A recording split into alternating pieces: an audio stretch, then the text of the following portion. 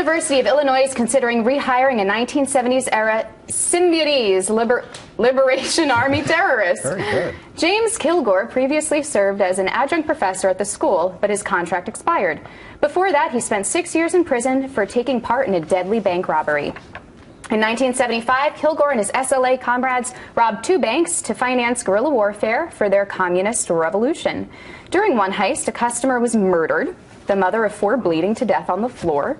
Kilgore was on the lam for nearly 3 decades until he was caught in 2002 and convicted of second-degree murder. Okay, so Patty Ann, second-degree murder, not that bad. Yeah, it could have been worse. Yeah. Should the school hire him back? No, absolutely not. And, Kilgore says that in addition to this, he does not think that colleges should use background checks because that's an obstacle to formerly incarcerated people.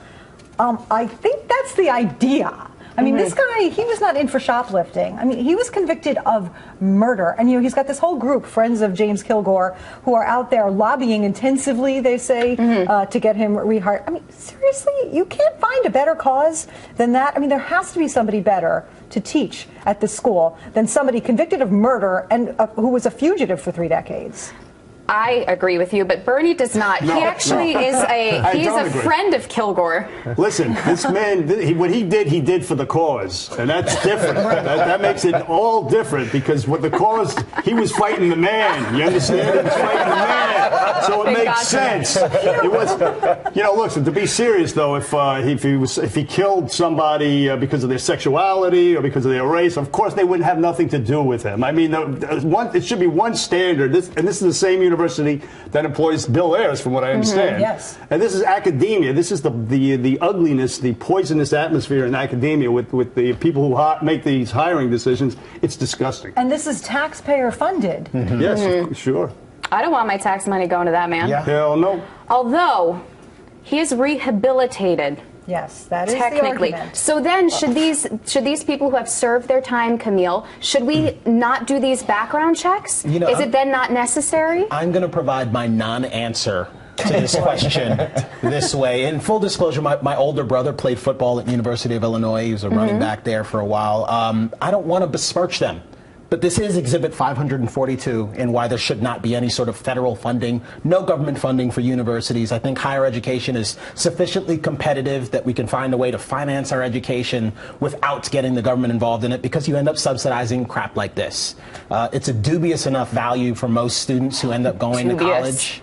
I love that word. Yeah, it is good, isn't it? Yeah. Don't ask me to spell without it. the S. But yeah, we don't need taxpayer dollars involved in that. Okay, Andy, go ahead and defend your heroes of the Symbionese Liberation. Absolutely. Yeah. First of all, maybe change your name from Kilgore. It's not the best, not the best look at this point. That's true. I am, in general, I'm actually supportive of hiring criminals or the ability to hire criminals who have served their time because if you serve your time, you serve your time. I would be more sympathetic if he hadn't gone on the lam for 28 years or whatever. It's hard to say, oh, I'm rehabilitated. Well, you spent almost 30 years trying not to be rehabilitated, so I don't know. I sort of agree. Well, actually, I completely agree with you what you said, Bernie, about if he had committed no, not about that. If he had committed a quote-unquote hate crime. Yes. How about if he had been convicted of rape? Of course. I guarantee you, if he had been convicted of rape, the people who are defending him now would not still be defending him. They say, no, you can't be rehabilitated. There's a chance you could be a recidivist, blah, blah, blah, blah, blah. Well, I mean, I just think about my favorite team, the Jets, and, Michael Vick, the quarterback. The dogfighting thing, there are people who feel that, he should just not be playing football. But, I mean, he's not teaching young people. And it was dogfighting. But here we have a murderer who's in front of a classroom shaping young minds. But people have less of a problem with that. Yeah, that's one man I don't want to shape my mind, because then there might be cutting and things involved. All right.